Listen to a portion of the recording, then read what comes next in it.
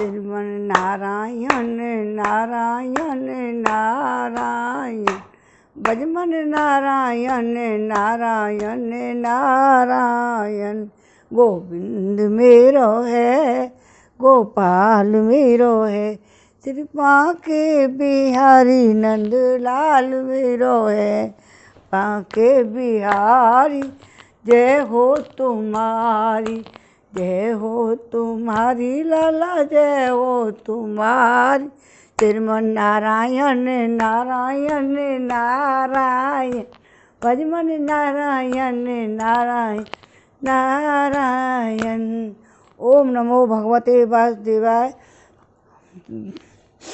आज नवें स्कंद का 5वां अध्याय दुर्वासा जी की दुख निवृत्ति होगी। 5वें अध्याय में 5, 6, 7, 8 तक पढ़ेंगे। छोटे छोटे अध्याय।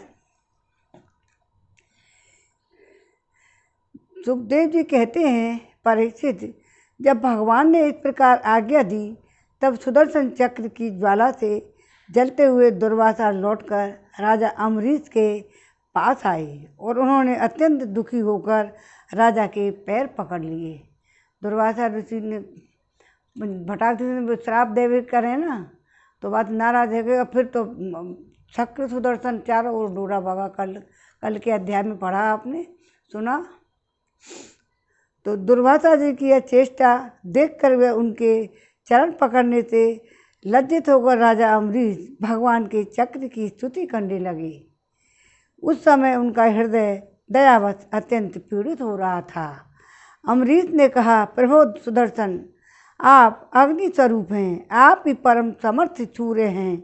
समस्त नक्षत्र मंडल के अधिपति चंद्रमा भी आपके स्वरूप हैं। जल, पृथ्वी, आकाश, वायु, पंचतंत्र, मात्रा और संपूर्ण इंद्रियों के रूप में भी आप ही हैं। हे प्रभु, भगवान के प्यारे हजार दांत वाले चक्रदेव, मैं आपको नमस्कार करता हूँ। समस्त अस्त्र शस्त्रों को नष्ट कर देने वाले एवं पृथ्वी के रक्षक, आप इन ब्राह्मण की रक्षा कीजिए। आप ही धर्म में मधुर एवं सत्य वाणी हैं।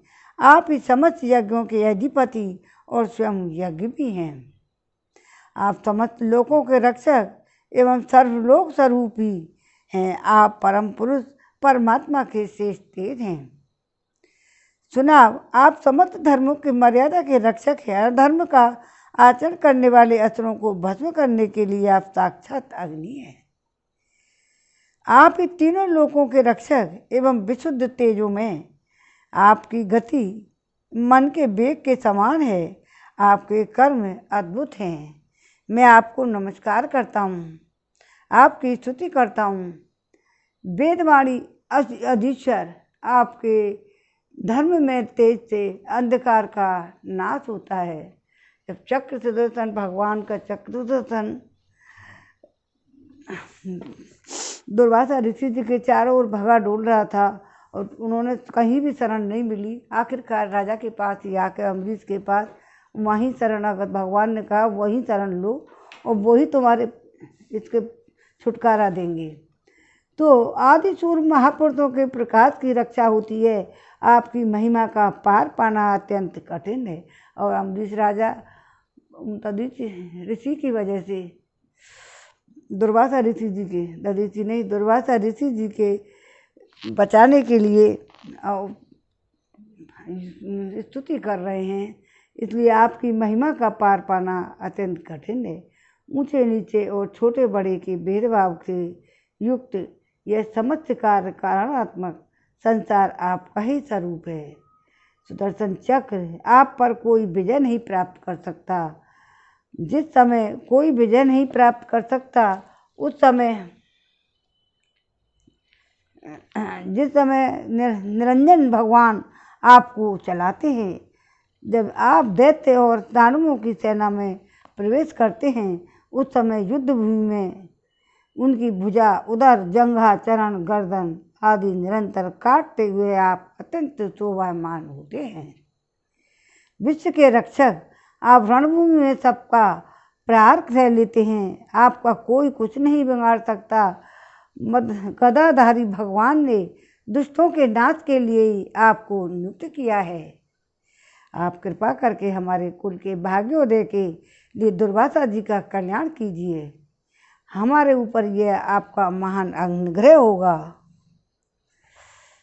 यदि मैंने कुछ भी दान किया हो या यज्ञ किया हो अथवा अपने धर्म का पालन किया हो, यदि हमारे वंश के लोग ब्राह्मणों को ही अपना आराध्य देव समझते रहे हों, तो दुर्वासा जी की जलन मिट जाए।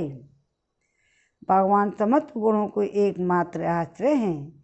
यदि मैंने समस्त प्राणियों की आत्मा के रूप में उन्हें देखा हो या वे मुझ पर प्रसन्न हो, तो दुर्वासा जी के हृदय की सारी जलन मिट जाए। राजा कितना अच्छा था और दुर्वासा ने कितना बुरा किया, जो चारों ओर भगे डोलना है, कोई भी नहीं मिटा पा रहा उनकी जलन को। सुखदेव जी कहते हैं, जब राजा अम्बरीश ने दुर्वासा जी को सब ओर से जलाने वाले भगवान के सुदर्शन चक्र की इस प्रकार स्तुति की, तब उनकी प्रार्थना से वो चक्र शांत हो गया। जब दुर्वासा चक्र की आग से मुक्त हो गए और उनका चित्त स्वस्थ हो गया, तब वे राजा अम्बरीश को अनेकानेक उत्तम आशीर्वाद देते हुए प्रशंसा करने लगे। दुर्वासा जी ने कहा, धन्य है, आज मैंने भगवान के प्रेमी भक्तों का महत्व देखा। हे राजन, मैंने आपका अपराध किया है, फिर भी आप मेरे लिए मंगल कामना ही कर रहे हैं। जिन्होंने भक्त वत्सल भगवान श्री हरि के चरण कमलों को दृढ़ प्रेम भाव से पकड़ लिया है, उन साधु पुरुषों के लिए कौन सा कार्य कठिन है। जिनका हृदय उदार है, वे महात्मा भला किस वस्तु का परित्याग नहीं कर सकते।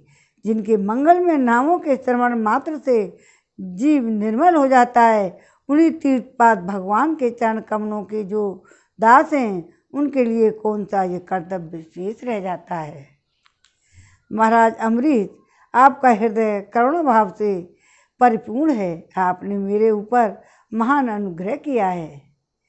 अहो, आपने मेरे अपराध को भुलाकर मेरे प्राणों की रक्षा की है। परीक्षित, जब से दुर्वासा जी भागे थे, तब से अब तक राजा अम्बरीश ने भोजन नहीं किया था। वे उनके लौटने की बाट देख रहे थे। अब उन्होंने दुर्वासा जी के चरण पकड़ लिए, उन्हें प्रसन्न करके विधिपूर्वक भोजन कराया। परीक्षित, जब से राजा अम्बरीश बड़े आदर से अतिथि के योग सब प्रकार के भोजन सामग्री ले आए। दुर्वासा जी भोजन करके तृप्त हो गए। अब उन्होंने आदर से कहा, राजन, अब आप भी भोजन कीजिए। अम्बरीश, आप भगवान के परम प्रेमी भक्त हैं। आपके दर्शन, स्पर्श, बातचीत और मन को भगवान की ओर प्रवृत्त करने वाले आतिथ्य से मैं अत्यंत प्रसन्न और अनुग्रहित हुआ हूँ। स्वर्ग की देवांगनाएं बार बार आपके इस उज्जवल चरित्र का गान करेंगी। ये पृथ्वी भी आपकी परम पुण्यमयी कीर्ति का संकीर्तन करती रहेगी। श्री सुखदेव जी कहते हैं, दुर्वासा जी ने बहुत ही संतुष्ट होकर राजा अम्बरीश के गुणों की प्रशंसा की। उसके बाद उनसे अनुमति लेकर आकाश मार्ग से ब्रह्मलोक की यात्रा की, जो केवल निष्काम कर्म से ही प्राप्त होता है। परंतु जब सुदर्शन चक्र से भयभीत होकर दुर्वासा जी भगे थे, तब से लेकर उनके लौटने तक एक वर्ष का समय बीत गया था। इतने दिनों तक राजा अम्बरीश उनके दर्शन की आकांक्षा से केवल जल पी कर ही रहे। जब दुर्वासा जी चले गए, तब उनके भोजन से बचे हुए अत्यंत पवित्र अन्न का उन्होंने भोजन किया। अपने कारण दुर्वासा जी को दुख में पड़ना और फिर अपनी ही प्रार्थना से उनका छूटना, इन दोनों ही बातों को उन्होंने अपने द्वारा होने पर भी भगवान की ही महिमा समझा। जब राजा अम्बरीश ऐसे अनेकों गुण थे, अपने समस्त कर्मों के द्वारा परम ब्रह्म परमात्मा श्री भगवान में भक्ति भाव की अभिवृद्धि करते रहते थे। उस भक्ति के प्रभाव से उन्होंने ब्रह्मलोक तक के समस्त भोगों को नरक में समान समझा। ब्रह्मलोक तक को के समस्त भोगों को नरक के समान समझा। तदंतर राजा अम्बरीश ने अपने ही समान भक्त पुत्रों का राज्य का भार छोड़ दिया। स्वयं वे वन को चले गए। वहाँ वे बड़ी दृढ़ता के साथ आप स्वरूप भगवान में अपना मन लगाकर गुणों के प्रभाव रूप संसार से मुक्त हो गए। परीक्षित, महाराज अम्बरीश का परम पवित्र आख्यान जो इसका संकीर्तन और स्मरण करता है वह भगवान का भक्त हो जाता है। 5वें अध्याय में विराम। श्रीमन नारायण नारायण नारायण, भजमन नारायण नारायण नारायण। जय हो प्रभु। इक्ष्वाकु के वंश का वर्णन, मंदहंता और सौभरी ऋषि की कथा 6ठे अध्याय में पढ़ेंगे। अब श्री सुखदेव जी कहते हैं, परीक्षित, अम्बरीश के 3 पुत्र थे, विरूप, केतुमान और शंभु। विरूप से प्रस्थदक्ष और उसका पुत्र रथितर हुआ। रथितर संतानहीन था। वंश परंपरा की रक्षा के लिए उसने अंगरा ऋषि से प्रार्थना की। उन्होंने उसकी पत्नी से ब्रह्म तेज से उत्संपन्न कई पुत्र उत्पन्न किए। यद्यपि ये सब रथितर की भार्या से उत्पन्न हुए थे, इसलिए इनका गोत्र वही होना चाहिए था जो रथितर का था।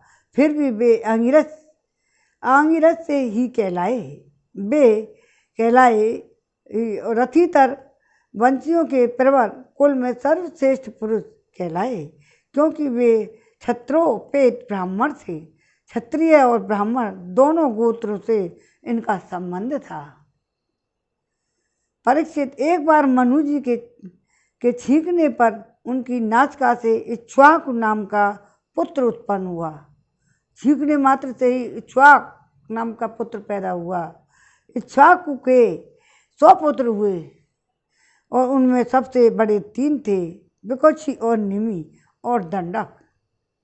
परीक्षित, उनसे छोटे 25 पुत्र आर्यव्रत के पूर्व भाग के और 25 पश्चिम भाग के उपर्युक्त 3 मध्य भाग के अधिपति हुए। शेष 47 दक्षिण आदि अन्य प्रांतों के अधिपति हुए। ये सारे प्रांत भारतवर्ष में ही थे। एक बार राजा इक्ष्वाकु ने अष्ट का श्राद्ध के समय अपने बड़े पुत्र को आज्ञा दी, विकोक्षे, शीघ्र ही जाकर श्राद्ध के योग्य पवित्र पशुओं का मांस लाओ। वीर विकोक्षी ने बहुत अच्छा कहकर वन की यात्रा की। वहाँ उसने श्राद्ध के योग्य बहुत से पशुओं का शिकार किया। वह थक तो गया ही था, भूख भी लगाई थी, इसलिए वह बात भूल गया कि श्राद्ध के लिए मारे हुए पशुओं को स्वयं न खाना चाहिए। उसने एक खरगोश खा लिया और विकोक्षी ने बचा हुआ मांस लाकर अपने पिता को दे दिया। इक्ष्वाकु ने अब उसे अपने गुरु से उसे शोषण करने के लिए कहा। तब गुरु जी ने बताया, यह मांस तो दूषित एवं श्राद्ध के अयोग्य है। परीक्षित, गुरु जी के कहने पर राजा इक्ष्वाकु को अपने पुत्र की करतूत का पता चल गया। उन्होंने शास्त्रीय विधि का उल्लंघन करने वाले पुत्र को क्रोधवश अपने देश से निकाल दिया। तदंतर राजा इक्ष्वाकु ने अपने गुरुदेव वशिष्ठ जी से ज्ञान विषयक चर्चा की। फिर योग के द्वारा शरीर का परित्याग करके उन्होंने परम पद प्राप्त कर लिया। पिता का देहांत हो जाने के बाद विकोक्षी अपनी राजधानी लौट आया और आ जाने पर इस पृथ्वी का शासन करने लगा। उसने बड़े बड़े यज्ञों से भगवान की आराधना की और संसार में ससाद के नाम से प्रसिद्ध हुआ। मर्यादा पुरुषोत्तम भगवान श्री राम, भगवान श्री कृष्ण की बाल चरित्र। और ये कैलेंडर है उनके चित्र। विकोक्षी के पुत्र का नाम था पुरंजय। उसी को कोई इंद्रवाह और कोई कुकत्स कहते थे। जिन्हें कर्मों के कारण उसके ये नाम पड़े थे, उन्हें सुनो। सतयुग के अंत में देवताओं का दानवों के साथ घोर संग्राम हुआ। उसमें सबके सब देवता दैत्यों से हार गए। तब उन्होंने वीर पुरंजय को सहायता के लिए अपना मित्र बनाया। पुरंजय ने कहा कि यदि देवराज इंद्र मेरे वाहन बने तो मैं युद्ध कर सकता हूँ। पहले तो इंद्र ने अस्वीकार कर दिया, परंतु देवताओं के आराध्य देव सर्वशक्तिमान विश्वात्मा भगवान की बात मानकर पीछे वे एक बड़े भारी बैल बन गए। सर्वंतर्यामी भगवान विष्णु ने अपनी शक्ति से पुरंजय को भर दिया और उन्होंने कवच पहनकर दिव्य धनुष और तीखे बाण ग्रहण किए। इसके बाद बैल पर चढ़कर वे उसके कुकुद डील के पर बैठ गए। जब इस प्रकार युद्ध के लिए तत्पर हुए उस देवता उनकी स्तुति करने लगे। देवताओं का साथ लेकर उन्होंने पश्चिम की ओर दैत्यों का नगर घेर लिया। वीर पुरंजय का दैत्यों के साथ अत्यंत रोमांचकार घोर संग्राम हुआ। युद्ध में जो दैत्य उनके सामने आए, पुरंजय ने बाणों के द्वारा उन्हें यमराज के हवाले कर दिया। उनके बाणों की वर्षा क्या थी, प्रलय काल की धधकती हुई आग थी। जो भी उसके सामने आता था छिन्न भिन्न हो जाता था। दैत्यों का साहस जाता रहा। वे रणभूमि छोड़कर अपने अपने घरों में घुस गए। पुरंजय ने उनका नगर, धन, ऐश्वर्य सब कुछ जीत कर इंद्र को दे दिया। इसी से उन राजऋषि को पुर जीतने के कारण, पुरंजय इंद्र को वाहन बनाने के कारण, इंद्रवाहा और बैल के ककुद पर बैठने के कारण ककुत तत्व कहा जाता है। पुरंजय का पुत्र था अनेना, उसका पुत्र पृथु हुआ। पृथु के विश्वरंदी, उसके चंद्र और चंद्र के युवानाश के पुत्र शाश्वत, जिन्होंने सावस्तीपुरी बसाई। सावस्ती के बृहदक्ष और उसके कुवलयाक्ष हुए। वे बड़े बली थे। उन्होंने उत्तंग ऋषि को प्रसन्न करने के लिए अपने 21,000 पुत्रों के साथ लेकर धुंधु नामक दैत्य का वध किया। इसी से उनका नाम हुआ धुंधुमार। धुंधु दैत्य के मुख की आग से उनके सामने उनके सब पुत्र जल गए और केवल 3 ही बच रहे। परीक्षित बचे हुए पुत्रों के नाम थे दृणाक्ष, कपलाक्ष और भद्राक्ष। दृणाक्ष में हेहर्ष और उसका निकुंभ का जन्म हुआ। निकुंभ के बहिराक्ष और उनके कर्णाक्ष और कृताक्ष के सैनजित और सैनजित के युवानाश नामक पुत्र हुआ। युवानाश संतानहीन था, इसलिए वह बहुत दुखी होकर अपनी 100 स्त्रियों के साथ वन में चला गया। वहाँ ऋषियों ने बड़ी कृपा करके युवनाश से पुत्र प्राप्ति के लिए बड़ी एकाग्रता के साथ इंद्र देवता का यज्ञ कराया। एक दिन राजा युवनाश की रात्रि के समय बड़ी प्यास लगी। वह यज्ञशाला में गया था, किंतु वहाँ देखा कि ऋषि लोग तो सो रहे हैं। तब जल मिलने का और कोई उपाय न देख उसने वह मंत्र से अभिमंत्रित जल ही पी लिया। परीक्षित जब प्रातःकाल ऋषि लोग सोकर उठे, उन्होंने देखा कलश में तो जल ही नहीं है। तब उन लोगों ने पूछा, यह किसका काम है? पुत्र उत्पन्न करने वाला जल किसने पी लिया? अंत में जब उन्हें यह मालूम हुआ कि भगवान की प्रेरणा से राजा युवनाश ने ही उस जल को पी लिया है, तो लोगों ने भगवान के चरणों में नमस्कार किया और कहा, धन्य है भगवान का बल ही वास्तव में बल है। इसके बाद प्रसव का समय आने पर युवनाश की जाहिनी को फाड़कर उसके एक चक्रवर्ती पुत्र उत्पन्न हुआ। उसे रोते देख ऋषियों ने कहा, यह बालक दूध के लिए बहुत रो रहा है, अतः किसका दूध पिएगा? तब इंद्र ने कहा, मेरा पिएगा। माँ धाता, बेटा तू रोहो मत। यह कहकर इंद्र ने अपनी तर्जनी उंगली उसके मुंह में डाल दी। ब्राह्मण और देवताओं के प्रसाद से उस बालक के पिता युवनाश की भी मृत्यु नहीं हुई। वहीं तपस्या करके मुक्त हो गया। परीक्षित, इंद्र ने उस बालक का नाम रखा त्रसदस्यु, क्योंकि रावण आदि दस्यु लुटेरे उसकी उद्विग्न एवं भयभीत रहते थे। युवनाश के पुत्र मंदान्ता त्रसदस्यु क्या है, त्रसदस्यु वैसे मंदान्ता नाम था, चक्रवर्ती राजा हुए।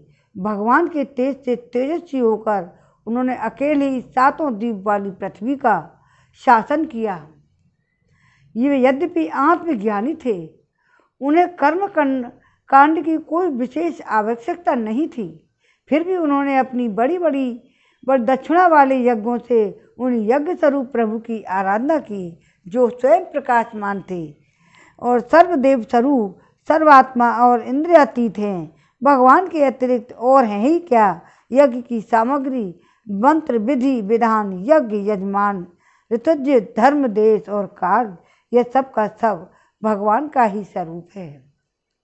स्वरूप तो है ही है। परीक्षित, जहाँ से सूर्य का उदय होता है वहाँ वे अस्त होते हैं, और यह सारा का सारा भूभाग युवनाश के पुत्र मंदान्ता के ही अधिकार में था। और जब राजा मंदान्ता की पत्नी सचबिंदु की पुत्री बिंदुमती थी, उसके गर्भ से उनके 3 पुत्र पैदा हुए। पुरकुत्स, अम्बरीश, ये दूसरे अम्बरीश हैं। एक अम्बरीश अभी सुना चुके हैं उनका दुर्वासा ऋषि के साथ, दूसरे ही अम्बरीश ये पुरकुत्स अम्बरीश हैं। ये वैसे एक नाम तो है पुरकुत्स और वैसे अम्बरीश बोलते, ये दूसरे अम्बरीश हैं। और योगी मुचकुंद, इनकी 50 बहनें थी। 50 ने अकेले सौभरी ऋषि को पति के रूप में वर्ण कर लिया। कौन से ऋषि को? सौभरी ऋषि को पति के रूप में 50 बहनों ने। परम तपस्वी सौभ ऋषि का एक बार यमुना जल में डुबकी लगाकर तपस्या कर रही थी, तो वहाँ उन्होंने देखा एक मत्स्य राज अपनी पत्नियों के साथ बहुत सुखी हो रहा है। उसके इस सुख को देखकर ब्राह्मण सौभरी के मन में भी विवाह करने की इच्छा जागृत हुई। उन्होंने राजा मंदान्ता के पास आकर उनकी 50 कन्याओं में से एक कन्या मांगी। राजा ने कहा, ब्राह्मण, कन्या स्वयंवर में आपको चुन ले तो आप ही उसे ले लीजिए। सौभरी ऋषि राजा मंदान्ता के अभिप्राय समझ गए। उन्होंने सोचा कि राजा ने इसलिए मुझे ऐसा सूखा जवाब दिया है कि अब मैं बूढ़ा हो गया हूँ, शरीर में झुर्रियाँ पड़ गई हैं, बाल पक गए हैं और सिर कांपने लगा है। अब कोई पुत्री मुझे प्रेम नहीं कर सकती। अच्छी बात है, मैं अपने को ऐसा सुंदर बनाऊंगा कि राजकन्याएं तो क्या, देवांगना भी मेरे लिए लालायित हो जाएंगी। ऐसा सोचकर समर्थ सौभर जी ने वैसा ही किया। फिर क्या था, अंतःपुर के रक्षक ने सौभरी मुनि को कन्याओं के सजे धजे महल में पहुंचा दिया। फिर तो उन 50 राजकन्याओं की एक ही सौभरी को ही अपना पति चुन लिया। उन कन्याओं का मन सौभर जी में इस प्रकार आसक्त हो गया कि वे उनके लिए आपस के प्रेम भाव को तिलांजलि देकर परस्पर कलह करने लगी और एक दूसरे से कहने लगी,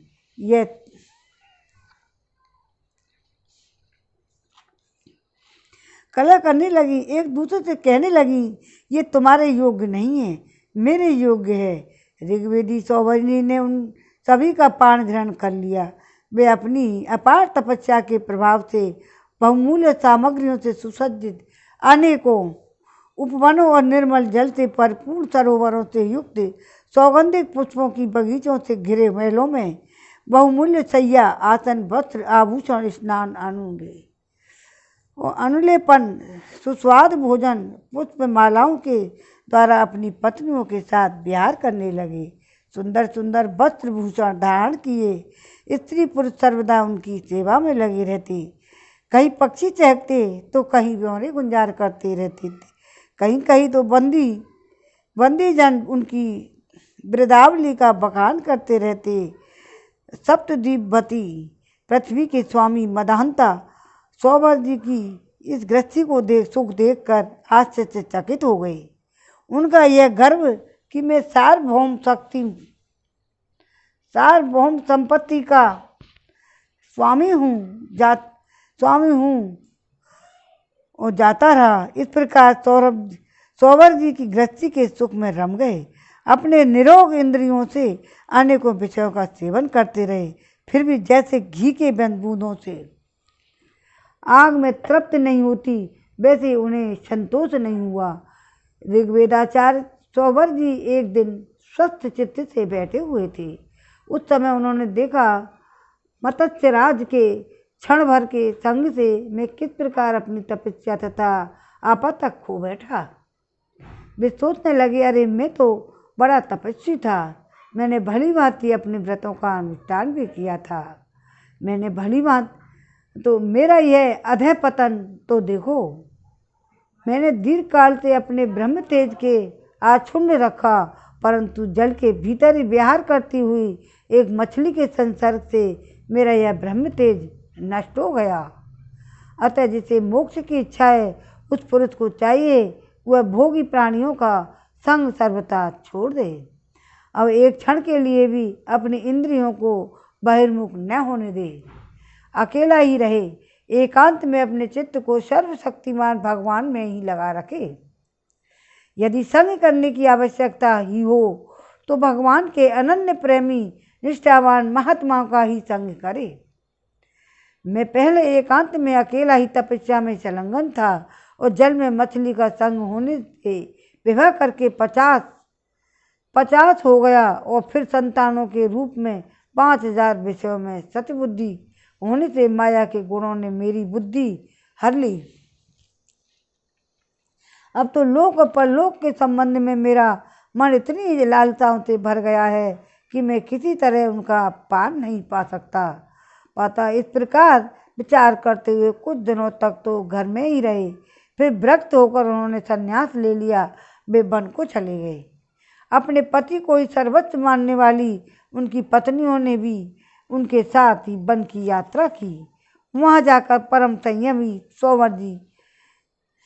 सौवरी जी ने बड़ी घोर तपस्या की, शरीर को सुखा दिया और आहवनीय आदि अग्नियों के साथ ही अपने आप को परमात्मा में लीन कर लिया। परीक्षित उनकी पत्नियों ने जब अपने पति सौवर जी मुनि की आध्यात्मिक गति देखी, तब वे जैसे ज्वाला शांत अग्नि में लीन हो जाती है, वैसे ही वे भी उनके प्रभाव से सती होकर उन्हीं में लीन हो गई और उन्हीं की गति को प्राप्त हुई। 6वां अध्याय में विराम हो गया। 7वां अध्याय राजा त्रिशंकु और हरिश्चंद्र की कथा। आज हरिश्चंद्र और राजा राम और इनके सतयुग में आ गए हैं हम। अब आगे कथा पढ़ेंगे, आप सुनो। श्री सुखदेव जी कहते हैं, परीक्षित, मैं वर्णन कर चुका हूँ कि मंदहंता के पुत्रों में सबसे श्रेष्ठ अम्बरीश थे। उनके दादा युवानाश्व उन्हें पुत्र रूप में स्वीकार कर लिया। उनका पुत्र हुआ योमनाश्व और योमनाश्व का हरित। मंदहंता के वंश में ये 3 अवान्तर गोत्रों के प्रवर्तक हुए। नागों ने अपनी बहन नर्मदा का विवाह पुरकुत्स से कर दिया था। नागराज वासुकी की आज्ञा से नर्मदा अपने पति को रसातल में ले गई। वहाँ भगवान की शक्ति से संपन्न होकर पुरकुत्स ने वध करने योग्य गंधर्वों को मार डाला। इस पर नागराज ने प्रसन्न होकर पुरकुत्स को वर दिया कि जो प्रसंग का स्मरण करेगा वह सर्पों से निर्भय हो जाएगा। राजा पुरकुत्स का पुत्र त्रदस्यु हुआ और उसके पुत्र हुए अनरंड और अनरंड के हैष, उसके अरुण और अरुण के तिरुबंधन हुए। तिरुबंधन के पुत्र हुए सत्यव्रत। यही सत्यव्रत त्रिशंकु के नाम से विख्यात हुए। वही सत्यव्रत के नाम से त्रिशंकु के नाम से विख्यात हुए। यद्यपि त्रिशंकु अपने पिता और गुरु के शाप से चांडाल हो गए थे, परंतु विश्वामित्र जी के प्रभाव से वे सशरीर स्वर्ग में चले गए थे। देवताओं ने उन्हें वहाँ से उसको ढकेल दिया था और वे नीचे सिर करके किए हुए गिर पड़े, परंतु विश्वामित्र जी ने अपने तपोबल से उन्हें आकाश में ही स्थिर कर दिया। वे अब भी आकाश में लटके हुए दिखते हैं। कौन? तो विश्वामित्र जी उनको त्रिशंकु अपने पिता और गुरु के शाप से चांडाल हो गए थे, परंतु विश्वामित्र जी के परंतु विश्वामित्र जी के प्रभाव से वे सशरीर स्वर्ग में चले गए। देवताओं ने उन्हें वहाँ से धकेल दिया। वे नीचे को सिर किए हुए गिर पड़े, परंतु विश्वामित्र जी ने अपने तपोबल से उन्हें आकाश में ही स्थिर कर दिया। वे आज भी आकाश में लटके हुए हैं। त्रिशंकु के पुत्र थे हरिश्चंद्र। उनके लिए विश्वामित्र और वशिष्ठ एक दूसरे को शाप देकर पक्षी हो गए। बहुत वर्षों तक लड़ते रहे। हरिश्चंद्र की कोई संतान न थी, इससे वे बहुत उदास रहा करते थे। नारद के उपदेश से वे वरुण देवता की शरण में गए। उनसे प्रार्थना की कि हे प्रभु, मुझे पुत्र प्राप्त हो। महाराज, यदि मेरे वीर पुत्र होगा तो मैं उसी से आपका यजन करूँगा। वरुण ने कहा ठीक है। तब वरुण की कृपा से हरिश्चंद्र रोहित नाम का पुत्र हुआ। पुत्र होते ही वरुण ने आकर कहा, हरिश्चंद्र, तुम्हें पुत्र प्राप्त हो गया, अब इसके द्वारा मेरा यज्ञ करो। हरिश्चंद्र ने कहा, जब आपका यह यज्ञ पशु रोहित 10 दिनों से अधिक का हो जाएगा तब यज्ञ के योग्य होगा। अब ये मेरा 10 दिन बाद बीतने पर वरुण ने आकर फिर कहा, अब मेरा यज्ञ करो। हरिश्चंद्र ने कहा, अब आपके यज्ञ पशु के मुंह में दांत निकल आएंगे, तब वह यज्ञ के योग्य होगा। दांत उगाने पर वरुण ने कहा, अब इसके दांत भी निकल आए, मेरा यज्ञ करो। हरिश्चंद्र ने कहा, जब इसके दूध के दांत गिर जाएंगे तब यह यज्ञ के योग्य होगा। दूध के दांत गिर जाने पर वरुण ने कहा, अब इसका यज्ञ पशु के दांत गिर गए, मेरा यज्ञ कब करोगे?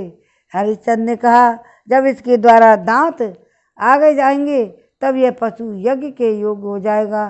दांतों के फिर योग आने पर वरुण ने कहा, अब मेरा यज्ञ करो। हरिश्चंद्र ने कहा, वरुण जी महाराज, क्षत्रिय पशु तो यज्ञ के योग्य होता है, तब वह कवच धारण करने लगे। परीक्षित, इस प्रकार राजा हरिश्चंद्र पुत्र के प्रेम से हीला हवाला करके समय टालते रहे। इसका कारण यह था, पुत्र स्नेह की फांसी ने उनको हृदय को जकड़ लिया था। तो वे जो समय बिताते, वरुण देवता उसी की बात देखते। जब रोहित को इस बात का पता चला कि पिताजी तो मेरा बलिदान करना चाहते हैं, तब वह अपने प्राणों की रक्षा के लिए हाथ में धनुष लेकर वन में चला गया। कुछ दिनों के बाद उसे मालूम हुआ कि वरुण देवता ने रुष्ट होकर मेरे पिताजी पर आक्रमण किया है, जिसके कारण वे महोदर रोग से पीड़ित हो रहे हैं। तब रोहित अपने नगर की ओर चल पड़ा, परंतु इंद्र ने आकर उसे रोक दिया। उन्होंने कहा, बेटा रोहित, यज्ञ पशु बनकर मरने की अपेक्षा तो पवित्र तीर्थ और तेत्रों का सेवन करते हुए पृथ्वी में विचरना ही अच्छा है। इंद्र की बात मानकर वह 1 वर्ष तक वन में ही रहा। इस प्रकार दूसरे, तीसरे, चौथे और 5वें वर्ष में रोहित ने अपने पिता के पास जाने का विचार किया, परंतु बूढ़े ब्राह्मण का भेष धारण कर हर बार इंद्र आते और उसे रोक देते। इस प्रकार 6 वर्ष तक रोहित वन में ही रहा। 7वें वर्ष जब वह अपने नगर को लौटने लगा, तब उसने अजित गर्त से उनके मझले पुत्र सुनेह चेप को मोल ले लिया और उसे यज्ञ पशु बनाने के लिए अपने पिता को सौंपकर उनके चरणों में नमस्कार किया। तब परम यशस्वी एवं श्रेष्ठ चरित्र वाले राजा हरिश्चंद्र ने महोदर रोग से छूटकर पुरुष मेध यज्ञ द्वारा वरुण और देवताओं का यजन किया। उस यज्ञ में विश्वामित्र जी होता हुए परम संयमी जमदग्नि ने अर्धवर्यु का काम किया। वशिष्ठ जी ब्रह्मा बने और अयाच्य मुनि सामगान करने वाले उद्गाता बने। उस समय इंद्र ने प्रसन्न होकर हरिश्चंद्र को एक सोने का रथ दिया। परीक्षित, आगे चलकर मैं पुण्य शेप का महात्म्य में वर्णन करूँगा। हरिश्चंद्र को अपनी पत्नी के साथ सत्य में दृढ़तापूर्वक स्थिति देखकर विश्वामित्र जी ने बहुत प्रसन्न हुए। उन्होंने उन्हें उस ज्ञान का उपदेश किया जिसका कभी नाश नहीं होता है। उनके अनुसार राजा हरिश्चंद्र अपने मन को पृथ्वी में, पृथ्वी को जल में, और जल को तेज में, और तेज को वायु में, और वायु को आकाश में स्थिर करके आकाश को अहंकार में लीन कर दिया। फिर अहंकार को महत्व में लीन करके उसमें ज्ञान कला का ध्यान किया और अज्ञान को भस्म कर दिया। इसके बाद निर्वाण सुख को अनुभूति से उस ज्ञान कला का भी परित्याग कर दिया। समस्त बंधनों से मुक्त होकर वे अपने स्वरूप में स्थित हो गए, जो न हो तो किसी प्रकार बतलाया जा सकता है, न उसके संबंध में किसी प्रकार का अनुमान नहीं किया जा सकता है। 7वें अध्याय में विराम हुआ। अब 8वां अध्याय पढ़ेंगे। 9वें स्कंद का 8वां अध्याय। इसमें सगर चरित्र, सगर राजा का चरित्र आएगा। श्री सुखदेव जी कहते हैं, रोहित का पुत्र था हरित। हरित से चंप हुआ, उसी ने चंपापुर बसाई थी। चंपा से सुदेव और उसका पुत्र विजय हुआ। विजय का भरुक, और भरुक का ब्रक, और ब्रक का पुत्र हुआ बाहुक। शत्रुओं ने बाहुक से राज्य छीन लिया था। तब वह अपनी पत्नी के साथ वन में चला गया। वन में जाने पर बुढ़ापे के कारण जब बाहुक की मृत्यु हो गई, तब उसकी पत्नी भी उसके साथ सती होने को उद्यत हुई। परंतु महर्षि और को यह मालूम था कि इसे गर्भ है, इसलिए उन्होंने उसे सती होने से रोक दिया।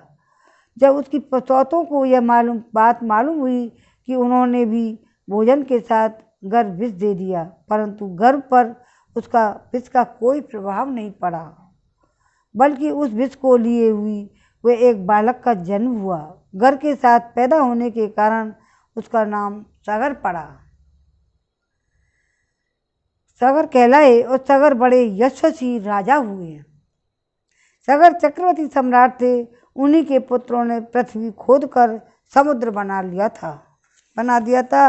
और सगर ने अपने गुरुदेव और भी की आज्ञा मानकर तालजंग, यवन, शक, है और बर्बर जाति के लोगों का वध नहीं किया, बल्कि उन्हें विरूप बना दिया। उनमें से कुछ के सिर मुड़वा दिए, कुछ के दाढ़ी मूछ मुड़वा दी, कुछ के खुले बालों वाला बना दिया, कुछ को आधा मुड़वा दिया। वे बेरूप बना दिए। कुछ लोगों को सागर ने केवल वस्त्र ओढ़ने की ही आज्ञा दी, पहनने की नहीं। कुछ को केवल लंगोटी पहनने को ही कहा, ओढ़ने को नहीं। इसके बाद राजा सगर ने और ऋषि के उपदेशानुसार अश्वमेध यज्ञ के द्वारा संपूर्ण वेद और देवता में आत्मस्वरूप सर्वशक्तिमान भगवान की आराधना किए। उसके यज्ञ में जो थोड़ा घोड़ा छोड़ा गया था, उसे इंद्र ने उनको चुरा लिया। उस समय महारानी सुमति के गर्भ से उत्पन्न सगर की पुत्रों ने अपने पिता की आज्ञा अनुसार घोड़ों के लिए सारी पृथ्वी छान डाली। इंद्र ने घोड़े को चुरा लिया। यज्ञ, अश्वमेध यज्ञ होता है तो इंद्र को डर लगता है कि यह मेरे ऊपर शासन करेंगे स्वर्ग पर। जब उन्हें कोई घोड़ा न मिला तो उन्होंने बड़े घमंड से सब और पृथ्वी को खोद डाला। खोदते खोदते और उन्होंने पूर्व उत्तर के कोने पर कपिल मुनि के पास अपना घोड़ा दिखाई दिया। घोड़े को देखकर वे 60,000 राजकुमार शस्त्र उठाकर कहते हुए उनकी ओर दौड़ पड़े, यही हमारे घोड़े को चुराने वाला चोर है। देखो तो सही इसने इस समय कैसे आंखें मूंद रखी हैं? यह पापी है, इसको मार डालो, मार डालो। उसी समय कपिल मुनि ने अपनी पलकें खोली। इंद्र ने राजकुमारों की बुद्धि हर ली थी। इसी से उन्होंने कपिल मुनि जैसे महापुरुष का तिरस्कार किया।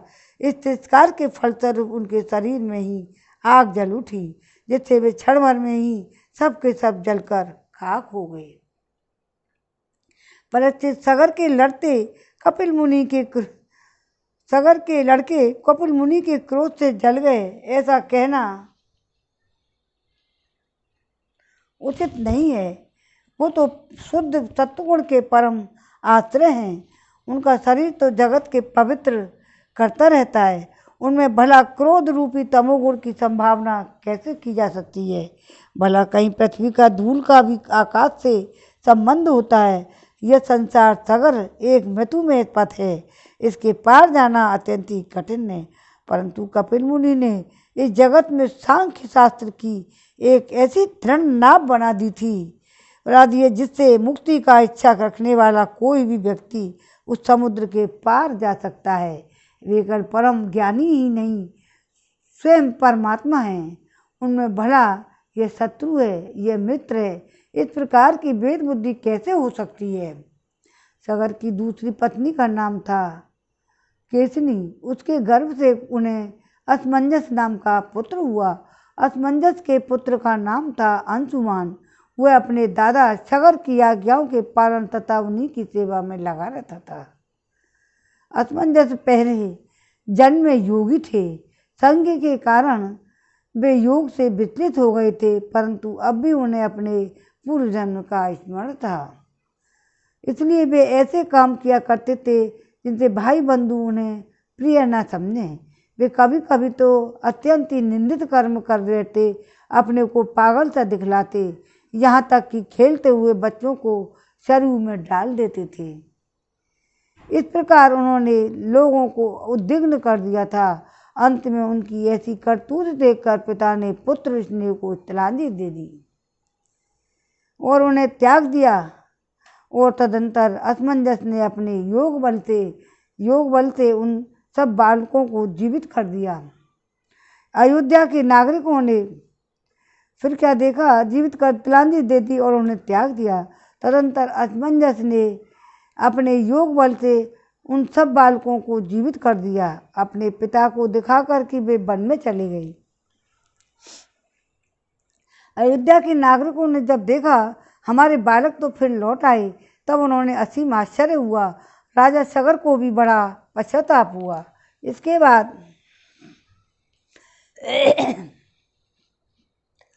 बाद राजा सगर की आज्ञा से अंशुमान घोड़े को ढूंढने के लिए निकले। उन्होंने अपने चाचाओं के द्वारा खोदे हुए समुद्र के किनारे किनारे चलकर उनके शरीर के भस्म के पास ही घोड़े को देखा। वहीं भगवान के अवतार कपिल मुनि बैठे हुए थे। उनको देखकर उदार हृदय अंशुमान ने उनके चरणों में प्रणाम किया। हाथ जोड़कर एकाग्र मन से उनकी स्तुति करने लगे। अंशुमान ने कहा, भगवान आप अजन्मा ब्रह्मा जी से भी परे हैं,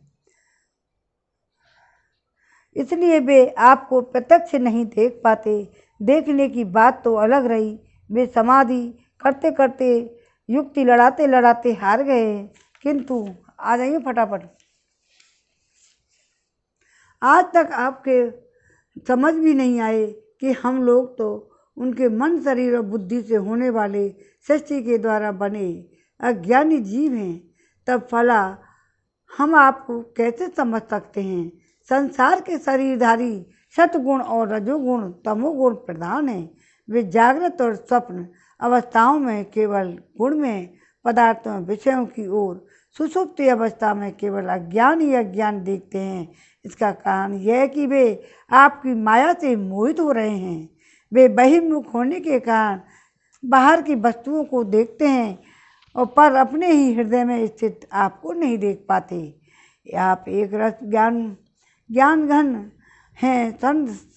सनंदन आदि आप मुनि जो आत्मस्वरूप के अनुभव से माया के गुणों के द्वारा होने वाले भेदभाव को और उसके कारण अज्ञान को नष्ट कर चुके हैं, आपका निरंतर चिंतन करते रहते हैं।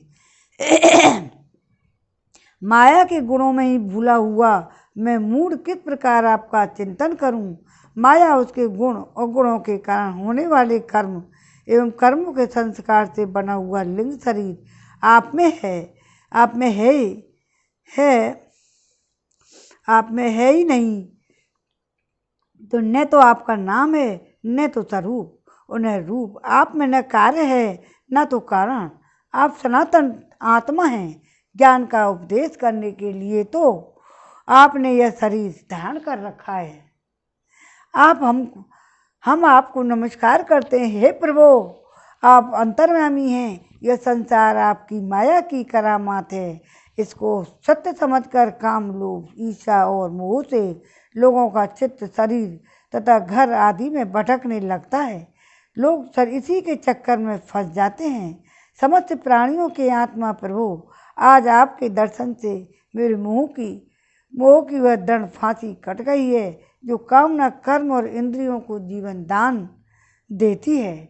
श्री सुखदेव जी कहते हैं कि परीक्षित, जब अंशुमान ने भगवान कपिल मुनि की प्रभाव का इस प्रकार गान किया तब उन्होंने मन ही मन अंशुमान पर बड़ा अनुग्रह किया और कहा।